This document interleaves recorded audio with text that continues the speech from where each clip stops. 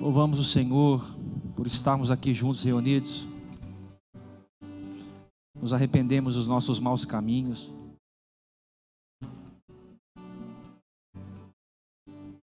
Pedimos perdão pelas nossas deficiências.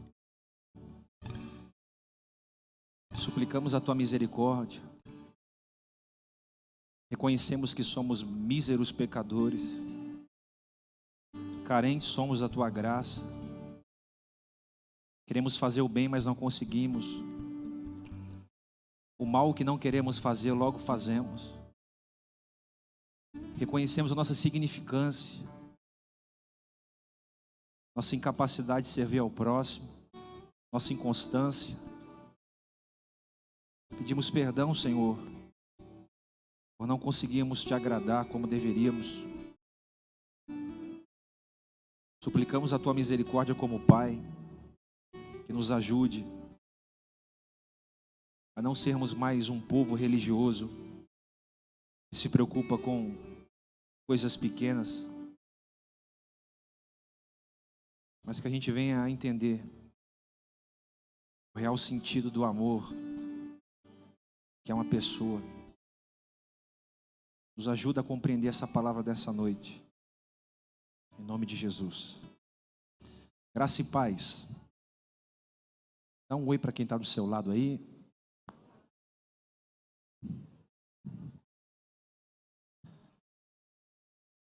Irmãos, pega a sua Bíblia comigo, por gentileza, e abra na carta de Paulo aos Tessalonicenses. 1 Tessalonicenses, capítulo 4, verso de número 13.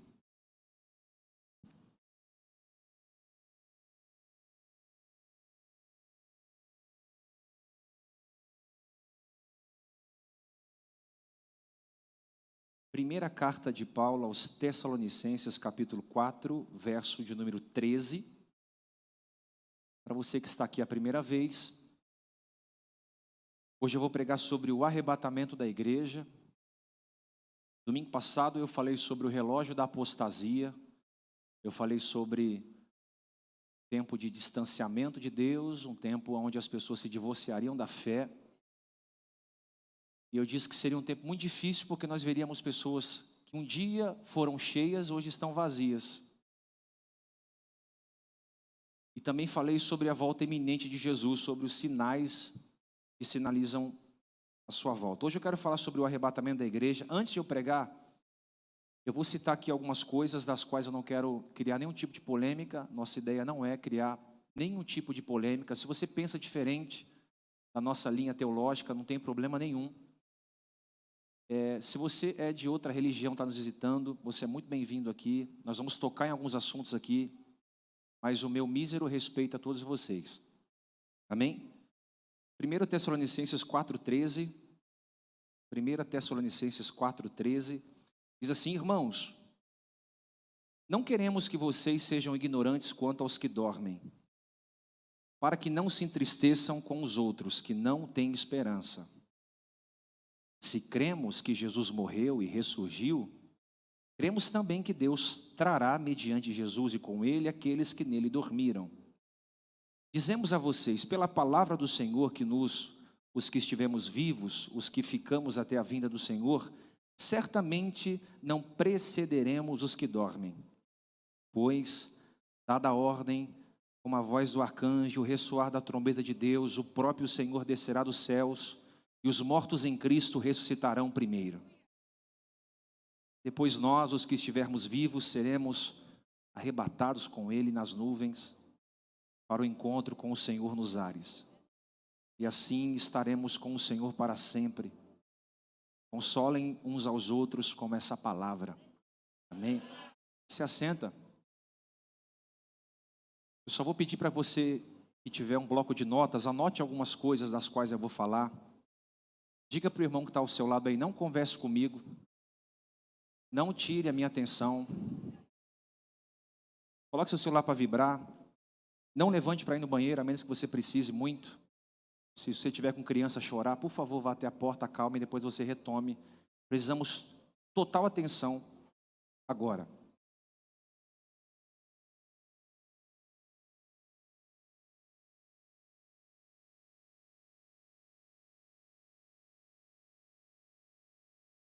Há 17 anos atrás, precisamente 17 anos atrás, eu trabalhei no Conjunto Cultural da Caixa Econômica Federal,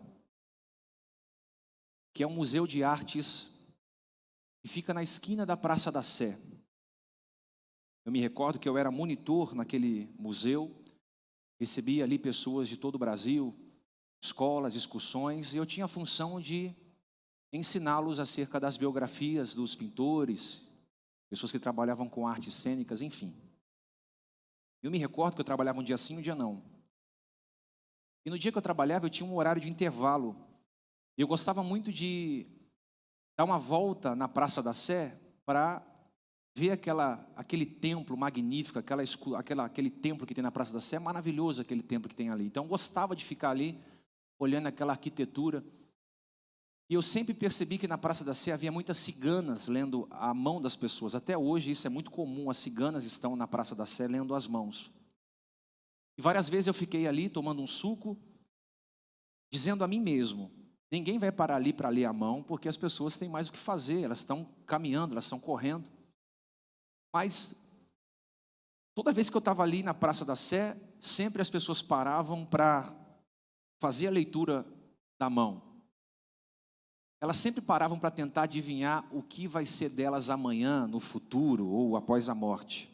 O ser humano, seja ele cristão ou ímpio, é muito curioso concernente ao que vai acontecer consigo após a morte. Você nunca parou para pensar o que vai acontecer com você após a morte? Nós somos extremamente curiosos com o que vai acontecer conosco após a morte. Os ímpios, na sua grande maioria, eles tendem a conhecer o que vai acontecer com eles após a morte, ou até mesmo no tempo futuro, através dos búzios. Muitas pessoas consultam os búzios, outras os astros, outras os horóscopos, outras a cartomancia, a quiromancia, que é um baralho cigano. Outros costumam ler as mãos e tantas outras formas de se conhecer o futuro que os ímpios buscam esse tal conhecimento. Existe muita curiosidade no que tange o que vai acontecer com o homem após a morte. Mas eu quero dizer algo para vocês aqui. Nós que somos salvos pela fé mediante a graça, nós temos que pensar da seguinte maneira: nós somos salvos pela graça de Deus. E nós não precisamos utilizar nenhum outro subterfúgio para consultar o nosso futuro, a não ser a Bíblia, que é o nosso manual de fé. A Bíblia é o nosso manual de fé. Amém? Posso ouvir um amém? A Bíblia é o nosso manual de fé. E a Bíblia sendo o nosso manual de fé, se você ler essa palavra aqui, você vai entender o que vai acontecer com a igreja no fim e o que vai acontecer conosco após a morte. A Bíblia, ela vai te ensinar o que vai acontecer contigo após a morte e o que vai acontecer com a igreja no tempo do fim. Existe uma doutrina na teologia, para você que não sabe o que é teologia, teo é Deus, logia é logos, ou seja, estudo, o estudo de Deus. Existe uma doutrina na teologia chamada escatologia. A escatologia é o estudo do fim dos tempos. É o estudo do fim das eras, do fim das épocas. E a escatologia, ela nos dá todo o respaldo a respeito do que vai acontecer com a igreja e do que vai acontecer conosco após a morte. Só que não é somente o cristianismo que tem a escatologia. Todas as outras religiões também têm uma linha escatológica que aponta para o fim, que diz o que vai acontecer com a vida das pessoas após a morte. Por exemplo, existe uma religião chamada hinduísmo. O hinduísmo, na linha escatológica dos hinduístas, eles acreditam que haverá a reencarnação e haverá também a transmigração. O que seria a transmigração? É o processo que a pessoa morre e, dependendo da forma que ela viveu aqui na Terra, ela vai reencarnar, mas só que de forma inferior. Por exemplo, vai reencarnar em um inseto, em um mosquito, em uma barata, em um passarinho, para que ela possa reencarnar novamente. É uma doutrina, é uma linha escatológica. Existe, por exemplo, os espíritas que acreditam na reencarnação também e tem como tese o karma. Alguém já ouviu falar de karma? O que é o karma? O karma é uma lei que foi estabelecida no ano de 1858, que é chamada de lei causa e efeito. Muitas pessoas só conhecem o karma como a lei negativa, mas existe o karma positivo também na linha dos espíritas. E no caso seria o seguinte: a forma que você viveu aqui, você morre e reencarna de outra forma para pagar os pecados ou não. Essa é uma linha dos espíritas. Já os gregos e filósofos, eles acreditam na visão escatológica que quando o homem morre, a sua alma entra no campo das ideias e continua adquirindo novos conhecimentos. É um tipo de escatologia. Os católicos romanos acreditam que quando o homem morrer, dependendo de alguns homens, eles vão ficar no purgatório. Purgatório é uma doutrina nova também que foi estabelecida pelo Papa Gregório no ano de 1593 depois de Cristo, que diz o seguinte: se você viveu aqui uma vida de pecado, você pode ficar no purgatório experimentando ou purificando a sua alma até entrar no paraíso. Só que Hebreus 9:27 diz: e como aos homens está ordenado morrerem uma só vez, vindo depois o juízo. Irmãos, não tem esse negócio de estar no meio, esperando. Ou o homem vai viver uma vez só e logo após virá o juízo. Os testemunhas de Jeová, por exemplo, eles acreditam no aniquilacionismo. Ou seja, a morte, a alma vai ser sufocada após a morte. E tem os islâmicos, que é muito engraçado a linha dos islâmicos, que eles acreditam que após a morte, eles subirão num paraíso, onde ali eles terão mulheres e mais mulheres, para que eles possam usá-las e abusá-las sexualmente. Eles acreditam num céu cheio de prazeres carnais. Mas para nós que somos cristãos e temos uma linha escatológica, o que vai acontecer conosco após a morte? A Bíblia diz que após a morte nós temos 2 destinos. Quantos destinos? Céu ou inferno. O nosso destino é céu ou inferno.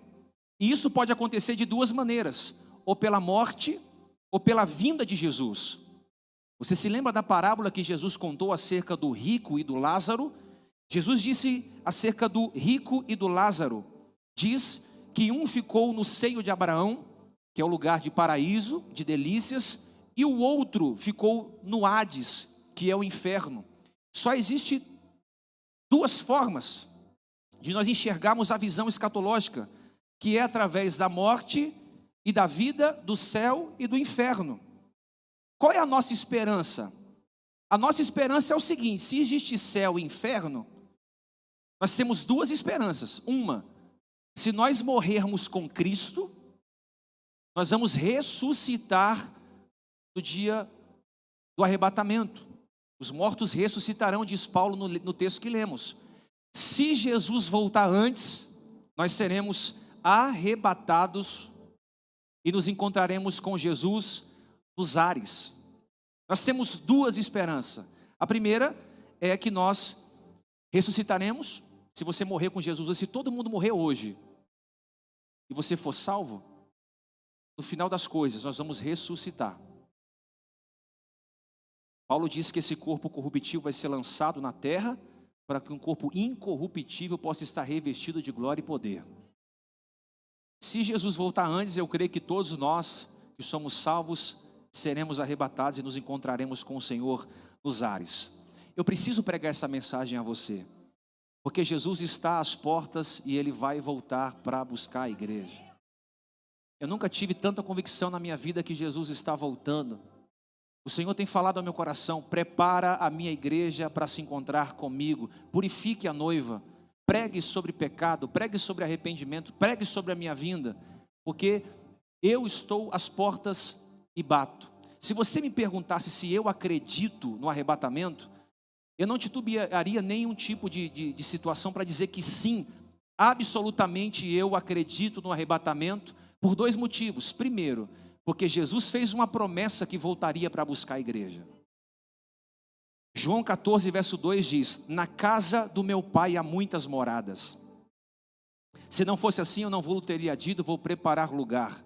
E quando eu for e vos preparar lugar, virei outra vez e vos levarei para mim mesmo, para que onde eu estiver, estejais também. Eu acredito no arrebatamento da igreja porque Jesus fez uma promessa sobre a sua volta. Não somente Jesus, Mas os anjos também afirmaram que Jesus voltaria novamente. Os anjos disseram que Jesus voltaria. Você lê isso em Atos 1:10.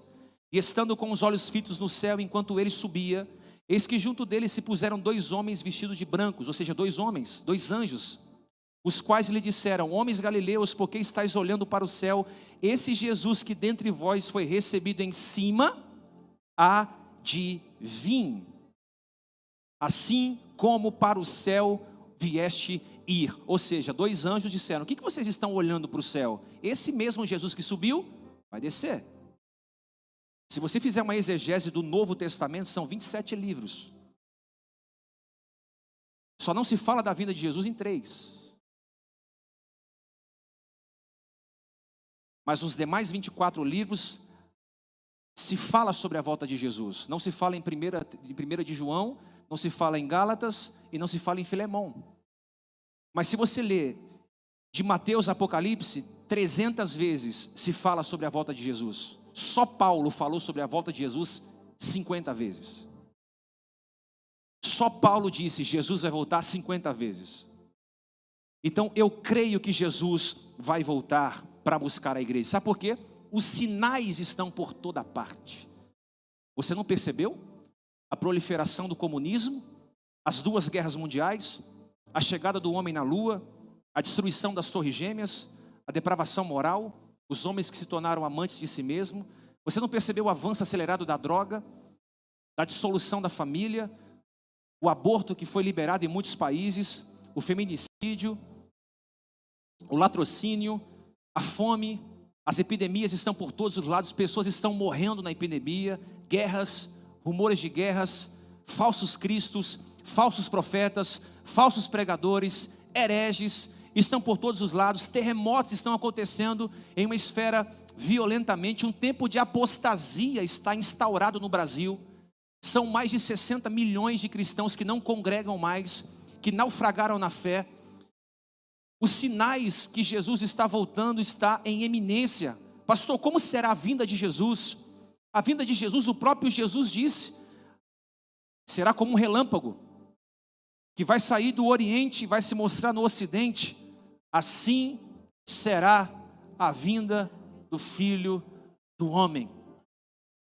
Nós não sabemos o dia, nós não sabemos a hora, mas nós sabemos que Ele virá como um relâmpago.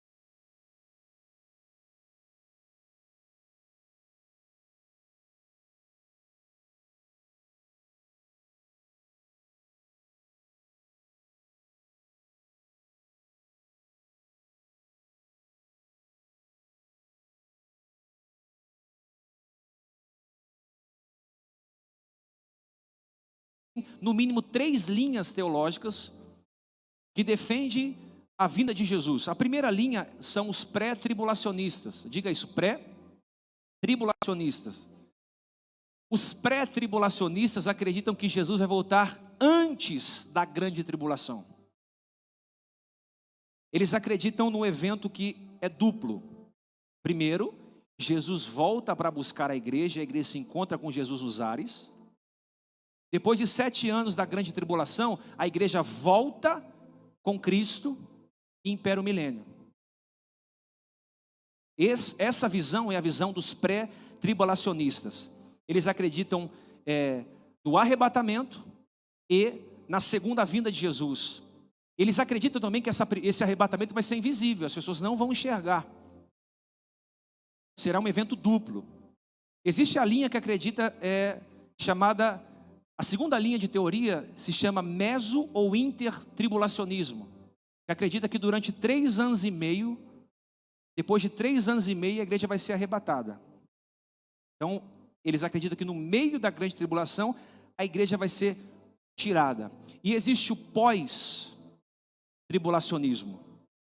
O pós-tribulacionismo acredita que o arrebatamento da igreja e a segunda vinda de Jesus é um episódio só. Eu acredito na terceira linha do pós-tribulacionismo. Apocalipse 1:7 diz: eis que vem como nuvens, e todo olho verá, ou seja, não vai ser algo invisível. Até os mesmos que o transpassaram em todas as tribos da terra se lamentarão sobre ela. Irmãos, o pós-tribulacionismo acredita o quê? Que a igreja vai ficar na terra durante os 7 anos de tribulação. Acredita que a igreja vai estar passando pelos 7 anos de tribulação. Não somente eu acredito no pós-tribulacionismo, como John Wesley acreditava, como Calvino acreditava, como os irmãos moravianos acreditavam. Não somente eu, como Lutero acreditava. Então os pós-tribulacionistas acreditam que vai ser um episódio único e que vai ser após a grande tribulação. Essa doutrina foi muito forte entre o século IV e a Idade Média. Então é uma doutrina antiga. Por isso que os calvinistas e os estudantes puritanos acreditam nessa visão mais arcaica. E por que eu acredito que Jesus vai voltar para arrebatar a igreja depois da tribulação? Primeiramente, o que é a tribulação?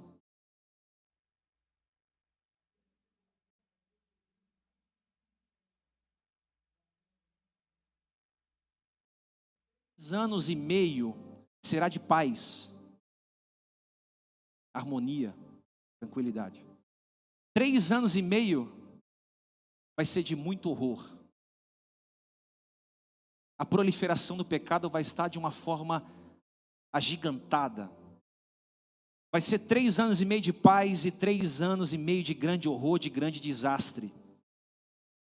E por que eu acredito que nós como igreja vamos passar pela tribulação e seremos arrebatados depois da grande tribulação? Por pelo menos 3 motivos. O primeiro motivo que eu acredito que nós vamos passar pela grande tribulação, porque passar por tribulação sempre foi uma experiência normal para os cristãos no tempo bíblico. Vou falar de novo. Por que eu acredito que nós vamos passar pela grande tribulação e seremos arrebatados depois dela? Porque passar por provações sempre foi uma experiência normal para os cristãos no tempo bíblico. Paulo, dizendo a Barnabé em Atos 14:22, disse: por muitas tribulações nos é necessário entrar no reino de Deus. Romanos 5:3 diz: nós nos gloriamos nas tribulações. Sabemos que a tribulação produz a perseverança experiência, e a experiência a esperança. 1 Tessalonicenses 3:3 diz: para que ninguém seja abalado por estas tribulações, porque vós mesmos sabemos que fomos predestinados a ela. Paulo está dizendo, nós fomos predestinados a passarmos por muitas tribulações. Apocalipse 1:9, João na ilha de Patmos diz: eu, João, que também sou o seu irmão e companheiro nas tribulações, na tribulação. Eu creio que a igreja vai passar pela grande tribulação, porque é algo muito comum dos cristãos no tempo primitivo. A igreja sempre foi perseguida. Faraó perseguiu a igreja, Nabucodonosor perseguiu a igreja, Nero perseguiu a igreja, Hitler perseguiu a igreja, homens perversos perseguiram a igreja. Um cientista neopolítico diz que 150 milhões de cristãos são perseguidos no mundo. A igreja nunca foi isenta de tribulação. E a igreja não tem medo de tribulação. Nós vamos passar pela grande tribulação. Você pode pensar diferente de mim, mas Deus não vai poupar a igreja, porque não poupou os mártires. Homens foram cerrados ao meio. Paulo perdeu a cabeça pelo amor ao evangelho. Homens foram crucificados de ponta cabeça. Homens foram transpassados com vara. Mulheres viram os seus filhos sendo mortos em arenas pelos leões. Pessoas foram queimadas no fogo, foram crucificadas em praça pública, para que esse livro tivesse em nossas mãos. Se eles morreram para que nós estivéssemos aqui, por que nós pensaríamos diferente? Nós vamos passar pela tribulação e passaremos de uma forma excelente. Sabe por quê? Porque o ouro só é refinado no fogo. Levanta a sua mão para o céu, levanta a sua Bíblia, faz uma foto aqui agora, filho, cadê a máquina? Levanta a sua Bíblia para o céu assim, isso. A igreja do Senhor Jesus não vai ter medo de passar por nenhuma provação. Por quê? Porque a palavra de Deus nos dá respaldo. Eis que eu venho sem demora. Guarda o que tem para que ninguém tome e retire a sua coroa. Deus livrou Daniel na cova, livrou Sadraque e Mesaque na fornalha. É muito comum passarmos por tribulações. Não espere menos do que isso.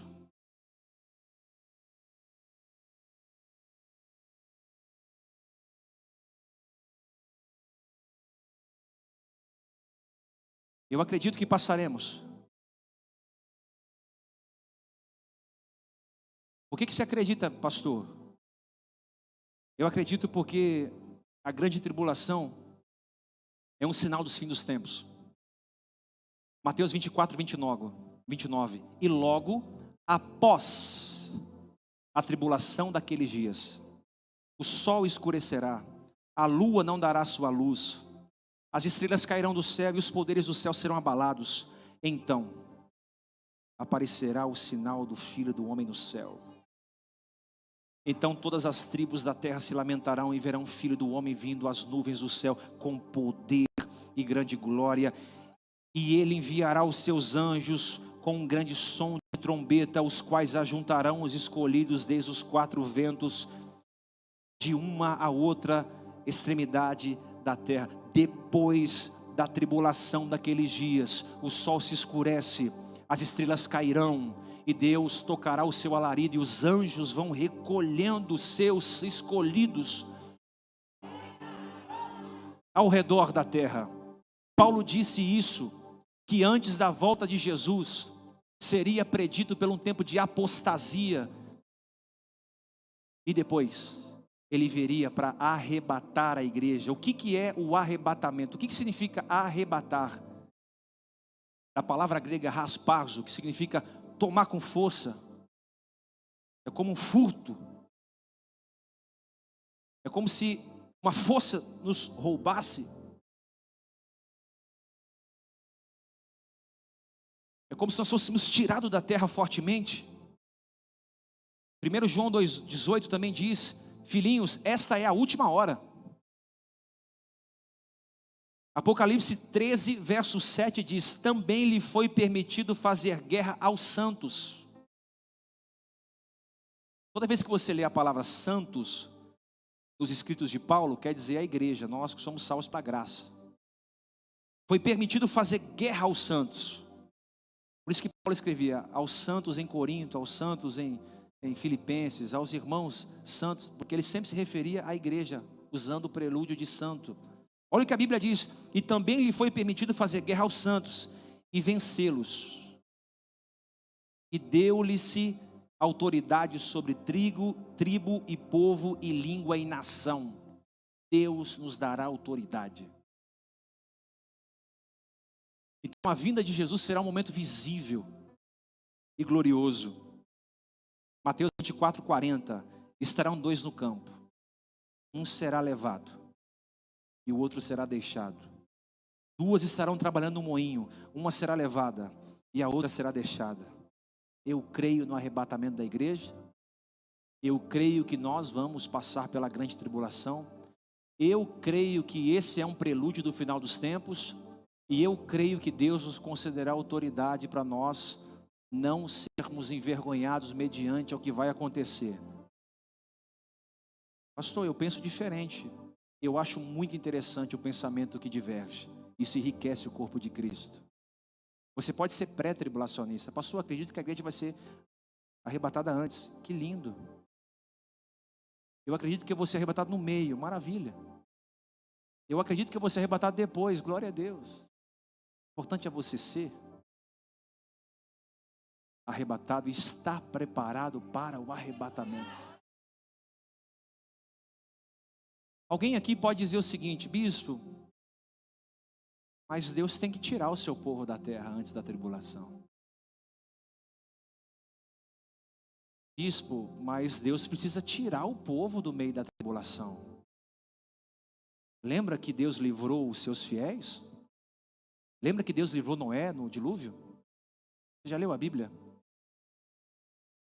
O dilúvio estava acontecendo.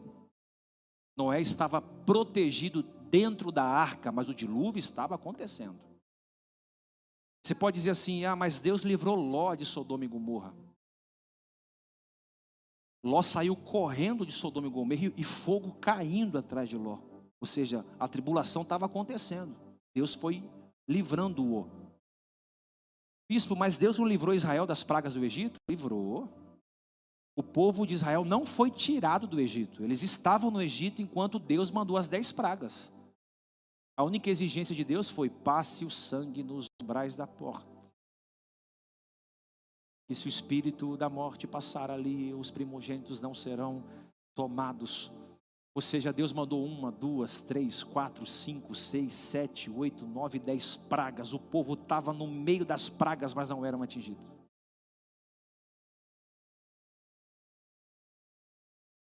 O bispo, mas em Apocalipse 3,10 nos diz que: como guardaste a palavra da minha paciência, também te guardarei na hora da tentação? Vamos parar para pensar aqui. Guardar é proteger, não é retirar de um lugar para o outro. Em nenhum desses textos que eu citei para você, o Senhor arrebatou o seu povo. O Senhor não arrebatou Ló, não arrebatou Noé, não arrebatou o povo do Egito. Eles passaram pela grande tribulação, mas, vírgula, Deus protegeu, protegeu, protegeu, protegeu, protegeu. Pega essa palavra, levanta sua mão para você pegar essa palavra. Eu quero profetizar que Deus há de nos proteger. Deus vai nos proteger. Deus há de nos proteger. Talvez Deus não te tire de grandes tribulações. Talvez Deus não te arranque de algumas adversidades. Mas pode ter certeza, te proteger, Ele sempre fará. Jesus mesmo orou o Pai em João 17, versículo 15. Pai, eu não peço que os tire do mundo, mas que os livre do mal. Com todo respeito, você que tem uma linha teológica diferente da minha, amo você, a ideia não é criar polêmica. Mas eu acredito veementemente que Jesus vai voltar em uma única vez. Não será secreto nem invisível. Não importa muito se vai ser no meio, se vai ser antes, se vai ser depois. Deus falou comigo: oi filho, você está preparado? Se Jesus arrebatasse a igreja dele hoje, quantos aqui estariam preparados para a sua volta? E eu peço todos os dias misericórdia a Deus para preparar essa igreja para o grande dia do Senhor, o dia terrível do Senhor. Se vai ser antes, glória a Deus. Pastor, eu creio que Jesus vai voltar antes, glória a Deus. Eu creio no meio, glória a Deus. Eu creio no final, glória a Deus. Se Ele voltar antes, glória a Deus. Se voltar no meio, amém. Se voltar no final, glória a Deus também. O importante é você estar preparado.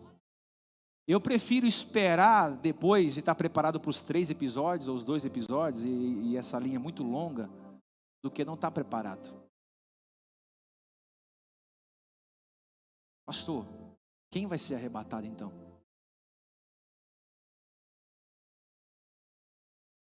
A Bíblia diz em Romanos 10, versículo 9: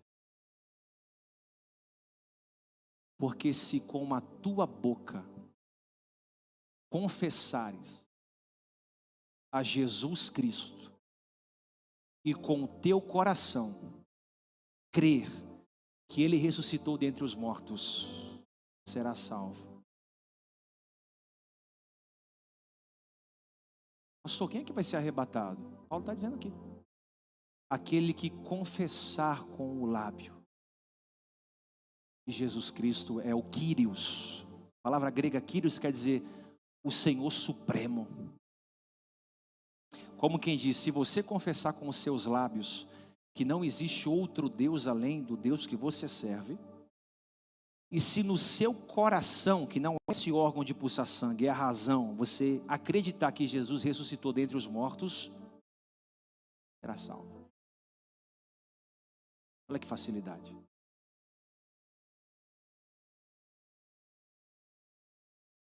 Pastor, quem que vai ser salvo e arrebatado? João 14,6. Eu sou o caminho, a verdade e a vida. Ninguém vem ao Pai senão por mim. Eu sou o caminho. Não existe outro caminho que nos leva ao Pai que não seja por Jesus. Eu não quero desmerecer nenhuma religião.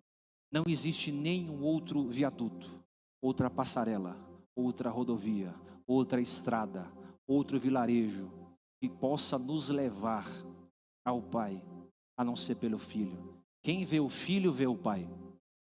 Ele disse: eu sou o caminho. Isso fala do átrio. Eu sou a verdade. Isso fala do santo lugar. Eu sou a vida. Isso fala do santíssimo lugar. Ninguém vem ao Pai a não ser por mim. Ou seja, a gente sabe o caminho, conhece a verdade e sabe que Ele é a vida. Quem vai ser arrebatado é aquele que primeiro confessa com os lábios e tem no coração: Jesus ressuscitou. Só uma gotinha aqui.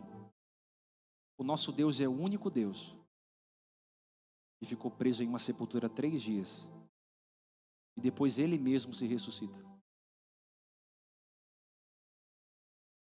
Todos os outros túmulos dos outros deuses estão lá com eles dentro. Arcada ossada, para não dar nomes, né? Nosso Deus, o sepulcro dele está vazio. Se for lá em Israel, vai estar: He's not risen. Ele não está aqui.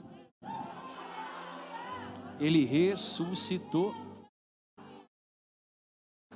Você pode aplaudir a Jesus?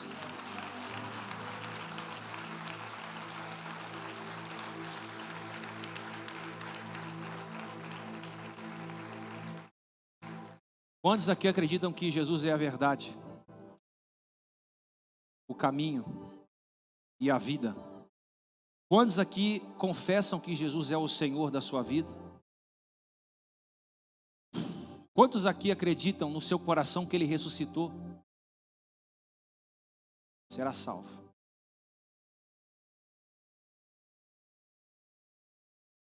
Eu estou todo arrepiado, irmão.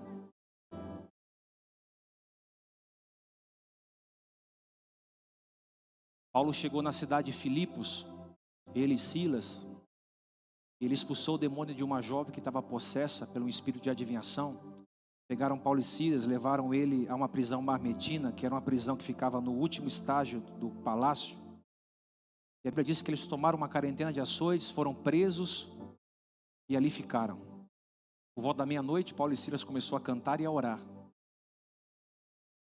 E aí Ravenhill diz que na oração de Paulo e Silas as cadeias foram dinamitizadas. Bum, bum, bum, bum, bum, bum, bum, começou a explodir tudo. Todos os presos ficaram livres. E aí o carcereiro tirou a espada e ia se suicidar. Se um preso fugisse, o imperador romano arrancava a vida daquele guarda pretoriano a preço de sangue. Mas Paulo gritou: ei, ninguém vai fugir não.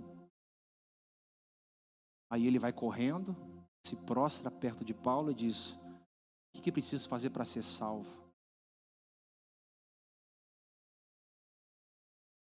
Aí Paulo diz: crê no Senhor Jesus, será salvo tu e a tua casa. Ô bispo, mas a salvação não é individual? Sim, mas Deus sempre foi plural, nunca singular. Pai, Filho e Espírito Santo. O Pai é nosso, o pão é nosso. Deus sempre trabalhou na pluralidade. Seria muito tediante eu ser salvo e a Luana não, eu ser salvo e o Valentim não, eu ser salvo e a Alicia não. Ele fala: Diego, começa por você. Eu tenho uma palavra para alguém que está aqui, que tem um familiar seu da sua casa que ainda não é salvo. Deus vai envolver. Deus salva você.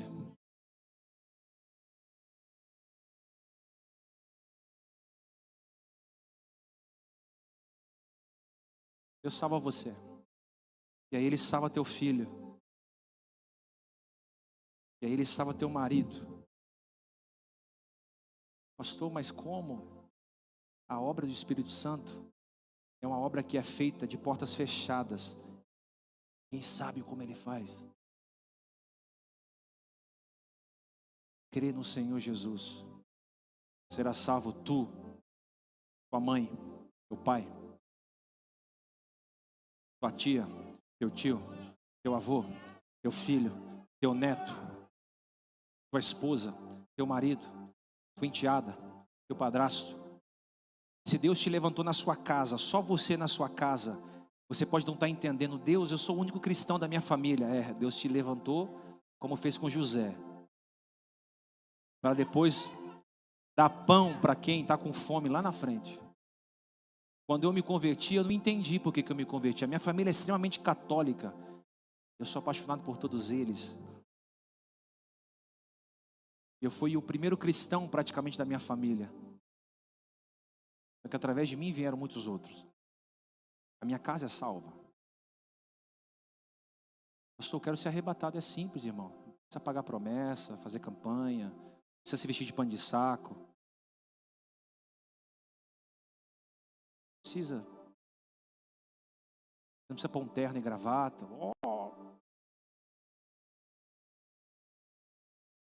Precisa de nenhum subterfúgio para ser arrebatado. Só você amar o próximo como a ti mesmo. Andar a segunda milha. Se esquivar do pecado. Pensar que Jesus é o Senhor. Crer que Ele é o seu Deus.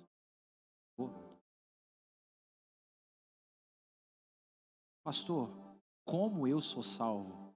É graça. Tem gente aqui que se diz: eu sou muito pecador, eu sou miserável. Tem gente aqui que se sente miserável. Tem gente aqui que é rejeitado pela família, foi rejeitado no ventre pela mãe, é rejeitado pelos pais, por amigos. Tem gente aqui que se acha tão inferior que você acha que Deus não pode te amar pela história que você tem. Mas olha, a salvação é pela graça. Não há nada que você possa fazer para Deus te amar mais. E também não há nada que você possa fazer para Deus te amar menos. Efésios 2:8, porque pela graça sois salvos, mediante a fé. E isto não vem de vós, é dom de Deus, não de obras, para que ninguém se glorie. Hoje é o dia de você entregar sua vida para Jesus. Eu vim pregar para talvez você que veio aqui pela primeira vez. Eu vim pregar para alguém que está aqui, que precisa se reconciliar com Jesus na internet. Você que está na sua casa, precisa se reconciliar com Jesus. Eu vim pregar para quem tem sede. Olha essa igreja lotada de manhã e de noite, falando sobre a volta de Jesus. Isso é fome.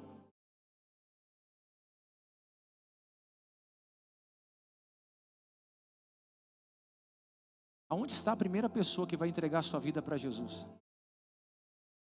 Tem alguém em nosso meio? Quer levantar sua mão e dizer: bispo, eu quero entregar a minha vida para Jesus de Nazaré. Eu quero entregar o meu coração para esse Deus. Eu quero me render aos pés de Jesus. Se você está distante do caminho do Senhor, se você está literalmente afastado dos caminhos do Senhor, e você não pode deixar a trombeta soar sem colocar a tua vida no altar, a mensagem é para você. Para você que está quase apostatando-se da fé, fraco, quero te convidar a você vir aqui à frente. Tem coragem de levantar do seu lugar e dizer: bispo, eu quero Jesus? Você tem coragem de dizer: eu quero entregar minha vida para Jesus? Eu quero entregar minha alma para Ele. Eu quero entregar meu coração para Jesus. Eu quero entregar o meu ser para Deus. Eu não estou te convidando para fazer parte de uma religião, nem de uma denominação evangélica. Eu estou te convidando para você confessar com os seus lábios que só o Senhor é Deus. Fique em pé. Se tiver alguém aqui que quer se reconciliar com Jesus hoje, sai do seu lugar e vem à frente. Se tiver alguém em nosso meio que quer entregar a sua vida para Jesus, vem aqui à frente. Não tenha medo. Hoje é a sua noite. Quantos de vocês sabem que precisam colocar a vida no altar? Deus está me falando que tem pessoas aqui que não podem ir para casa sem restaurar a aliança com Ele. Não é por força, nem por violência, mas é pelo Espírito. Sai do seu lugar. Vem à frente. Diga: Senhor, eu quero confessar com os meus lábios. Não tenha vergonha. Não fique tímido. Deus preparou essa noite para você. Esse momento é seu.